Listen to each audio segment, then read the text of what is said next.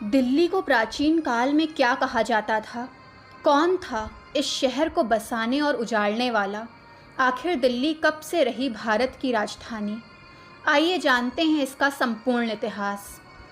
आज की दिल्ली प्राचीन काल की इंद्रप्रस्थ थी। इंद्रप्रस्थ से पहले ये खांडवप्रस्थ था, जहाँ एक भव्य नगर बसा हुआ था। नगर के बीचों बीच एक महल था और नगर के चारों ओर वन था, जिसे खांडव वन कहते थे। यमुना नदी के किनारे बसे खांडवप्रस्थ को एक प्राचीन राजा ने बसाया था।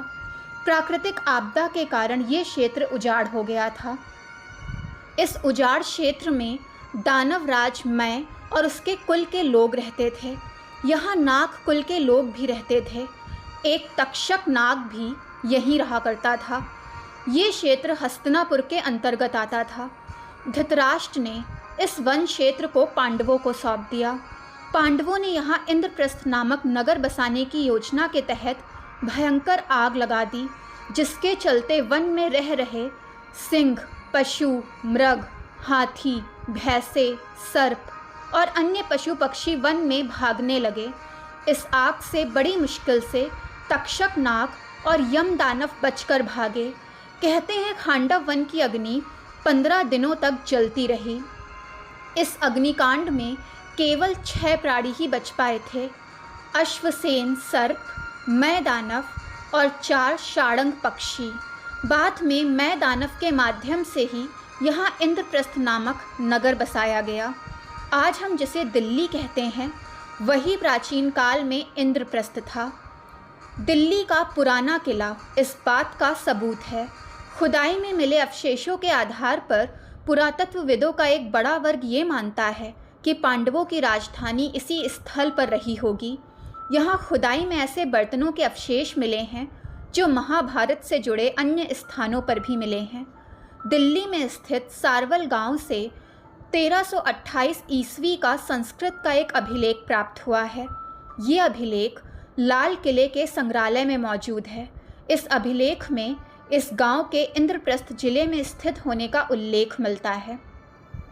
इंद्रप्रस्थ का नाम भगवान इंद्र के नाम पर रखा गया, क्योंकि इस नगर को देवराज इंद्र के स्वर्ग की भांति बसाया गया था। भगवान श्री कृष्ण ने विश्वकर्मा से इंद्र के स्वर्ग के समान एक महान शहर का निर्माण करने के लिए कहा। विश्वकर्मा ने इस नगर में दिव्य और सुंदर उद्यान और मार्गों का निर्माण किया, तो मायासुर ने इस राज्य में माया सभा नामक भ्रमित करने वाला एक भव्य महल बनाया था। धृतराष्ट्र के कथा अनुसार पांडवों ने हस्तिनापुर से प्रस्थान किया। आधे राज्य के आश्वासन के साथ उन्होंने खांडवप्रस्थ के वनों को हटा दिया। उसके उपरांत पांडवों ने श्री कृष्ण के साथ मय दानव की सहायता से उस शहर का सौंदर्यकरण किया। वो शहर एक दूसरे स्वर्ग के समान हो गया। यहाँ से दुर्योधन की राजधानी लगभग 45 मील दूर हस्तिनापुर में रही। जब पांडवों को वनवास हुआ तो उन्हें इंद्रप्रस्थ छोड़कर जाना पड़ा। इस दौरान इंद्रप्रस्थ उजाड़ हो गया था। युद्ध के बाद पांडवों ने इस क्षेत्र में रुचि नहीं ली, लेकिन कहते हैं कि भगवान श्री कृष्ण के अपने धाम चले जाने के बाद अर्जुन ने उनके कुल के बचे एकमात्र व्यक्ति व्रज को इंद्रप्रस्थ का राजा बनाया था। व्रज वहाँ कुछ समय तक रहने के बाद मथुरा आ गए और वहीं उन्होंने अपने राज्य का विस्तार किया। व्रज के कारण ही मथुरा, वृंदावन आदि क्षेत्र को व्रजमंडल कहा जाता है। पांडवों के वंशजों राजा परीक्षित और राजा जन्मजेय ने जब हस्तिनापुर पर शासन किया, तब तक इंद्रप्रस्थ एक नगर बना रहा, लेकिन इसके बाद उसका क्या हुआ, इसको निश्चयपूर्वक नहीं कहा जा सकता। कहते हैं कि उसके बाद कई काल तक ये क्षेत्र महत्वहीन बना रहा। मौर्य काल में दिल्ली या इंद्रप्रस्थ का कोई विशेष महत्व नहीं था, क्योंकि राजनीतिक शक्ति का केंद्र उस समय मगध था। मौर्य काल के पश्चात लगभग 1300 वर्ष तक दिल्ली और उसके आसपास का प्रदेश अपेक्षाकृत महत्वहीन बना रहा, लेकिन यहाँ नगर आबाद ज़रूर था। दिल्ली के इतिहास के अनुसार मौर्य और गुप्त साम्राज्य के बाद दिल्ली का जिक्र 737 ईस्वी में मिलता है। इस दौर में राजा अनंगपाल तोमर ने पुरानी दिल्ली से 10 मील दक्षिण में अनंगपुर बसाया। यहाँ ढिल्लिका गांव था। कुछ वर्षों के पश्चात उन्होंने लालकोट नगरी बसाई। फिर 1180 में चौहान राजा पृथ्वीराज तृतीय ने किला राय पिथौरा बनाया। इस किले के अंदर ही कस्बा बसता था। महान सम्राट हर्ष के साम्राज्य के बिखराव के बाद उत्तर भारत में अनेक छोटी मोटी राजपूत रियासतें उभरने लगीं और इन्हीं में 12वीं शताब्दी में पृथ्वीराज चौहान की भी एक रियासत थी जिसकी राजधानी दिल्ली बनाई गई थी। कहते हैं कि दिल्ली के कुतुब मीनार और महरौली का निकटवर्ती प्रदेश ही पृथ्वीराज चौहान के समय की दिल्ली था। यहाँ पृथ्वीराज चौहान ने कई निर्माण कार्य किए थे। मोहम्मद बिन कासिम के बाद महमूद गजनवी और उसके बाद मोहम्मद गौरी ने भारत पर आक्रमण कर अंधाधुंध कत्लेआम और लूटपाट मचाई। गौरी ने भारत पर आक्रमण के कई अभियान चलाए। 1191 ईस्वी में उसका प्रथम युद्ध पृथ्वीराज चौहान से हुआ। इसके बाद मोहम्मद गौरी ने अधिक ताकत के साथ पृथ्वीराज चौहान पर दोबारा आक्रमण किया। तराइन का ये द्वितीय युद्ध 1192 ईस्वी में हुआ था। इस दौरान उसने दिल्ली पर भयानक आक्रमण किए जिसके चलते लोगों को पलायन करना पड़ा। मोहम्मद गौरी ने भारत से लौटते वक्त अपने गुलाम कुतुबुद्दीन ऐबक को दिल्ली की सल्तनत सौंप दी। मोहम्मद गौरी के बेटे शहाबुद्दीन ने गद्दी संभालने के बाद अपने भरोसेमंद सेनापति कुतुबुद्दीन ऐबक को कमान सौंपी थी। कहते हैं कि महरौली को कुतुबुद्दीन ने ही बसाया था। ऐबक ने 1206 में दिल्ली से तख्त शुरू किया। उसने कुतुब महरौली बसाई। ये दिल्ली का नया शहर था। इसके बाद ऐबक का दामाद इल्तुतमिश दिल्ली का सुल्तान बना। बाद में उनकी बेटी रज़िया सुल्तान दिल्ली की शासक बनी। इसके बाद दिल्ली का शासन खिलजियों के हाथों चला गया। खिलजी के बाद तुगलक वंश के लोगों ने इस पर अधिकार जमा लिया।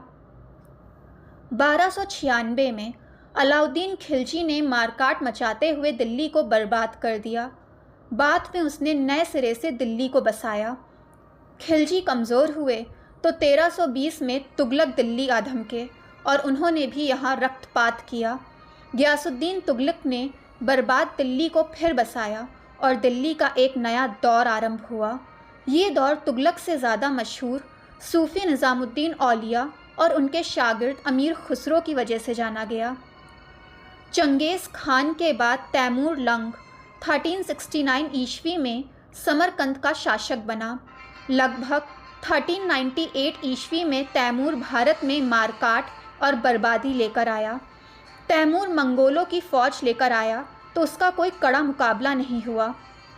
तुगलक बादशाह के समय दिल्ली में वो 15 दिन रहा और हिंदू और मुसलमान दोनों ही कत्ल कर दिए गए और हर तरफ लूट मार और मारकाट होने के कारण दिल्ली से लोग भागने लगे और दिल्ली किसी मरघट के समान फिर उजड़ गई। लोधियों ने तैमूर को खदेड़ दिया और बहलोल और सिकंदर के बाद इब्राहिम लोदी ने दिल्ली को फिर बसाया, लेकिन शहर फिरोज शाह के आसपास ही आबाद रहा और बाकी शहर वीरान रहा। इसके बाद इब्राहिम लोदी को क्रूर बाबर ने हरा दिया और दिल्ली एक बार फिर उजड़ गई। लोगों को बसने में बहुत समय लगता है, लेकिन दिल्ली कई बार आक्रमणकारियों के कारण उजड़ गई। वैसे बाबर ने आगरा को अपनी राजधानी बनाया, लेकिन उसकी मौत के बाद उसका बेटा हुमायूं दिल्ली आया और उसने नए सिरे से इस शहर में बसावट की।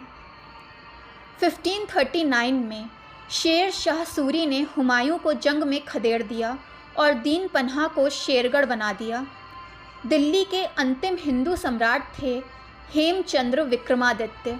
हेमचंद्र ने पंजाब से बंगाल तक अफ़गान विद्रोहियों के खिलाफ 22 युद्धों को जीता था और 7 अक्टूबर 1556 को दिल्ली के पुराने किले में अपना राज्याभिषेक कराया था। उन्होंने पानीपत की दूसरी लड़ाई में पहले उत्तर भारत में विदेशियों के खिलाफ हिंदू राज की स्थापना की। हेमचंद्र ने लड़ाई से करीब 1 महीने पहले अकबर के सेनापति तारदी बेग खान को हराकर दिल्ली पर कब्जा किया। पानीपत की दूसरी लड़ाई 5 नवंबर 1556 को अकबर और सम्राट हेमचंद्र विक्रमादित्य के बीच हुई। इस लड़ाई में हेमचंद्र जीत ही रहे थे कि अचानक उनकी आंखों में एक तीर लग गया और वो घोड़े से नीचे गिर पड़े। इस दृश्य को देखकर उनकी सेना भाग गई, जिसके चलते अकबर ने हेमचंद्र का सिर काट दिया। इसके बाद अकबर का दिल्ली और आगरा पर कब्जा हो गया। अकबर के पोते शाहजहां ने दिल्ली का रुख किया और यमुना किनारे शाहजहांबाद की नींव रखी। 46 लाख रुपए में अपना तख्ते ताउस बनवाया, जामा मस्जिद बनवाई, चांदनी चौक बसा, मीना बाजार बना। उल्लेखनीय है कि 1662 में दिल्ली में हुए एक भीषण अग्निकांड में 60,000 और 1716 में भारी वर्षा के कारण मकान ध्वस्त होने से 23,000 लोग मारे गए थे। उस दौरान भी दिल्ली उजड़ गई थी। तैमूर लंग की दौर की तरह 1739 में दिल्ली में एक बार फिर कत्लेआम हुआ। मुग़ल शासक मोहम्मद शाह के वक्त ईरान से आए नादिर शाह ने भारी मारकाट मचाई और दिल्ली के 30,000 लोग मारे गए। कहते हैं कि वो जाते वक्त लूट के माल के साथ तख्ते ताउस भी अपने साथ ले गया था। नादिर शाह के बाद ईस्ट इंडिया कंपनी की दिल्ली में एंट्री हुई। फिर 1803 में दिल्ली भी अंग्रेज़ों के नियंत्रण में आ गई। अंग्रेज़ों ने भी वही किया जो तैमूर लंग और नादिर शाह ने किया था। इसके बाद भारत की राजधानी 1911 में कलकत्ता से दिल्ली स्थानांतरित हुई। 13 फरवरी 1931 को दिल्ली 20 सालों के इंतज़ार के बाद अविभाजित भारत की राजधानी बनी और 15 अगस्त 1947 को भारत की आज़ादी के बाद भी नई दिल्ली को ही राजधानी बनाने का फ़ैसला कायम रखा गया। दोस्तों, वीडियो पसंद आए हो तो चैनल को लाइक, सब्सक्राइब एंड शेयर कीजिए ताकि चैनल की नोटिफिकेशंस आप सबको मिलती रहें।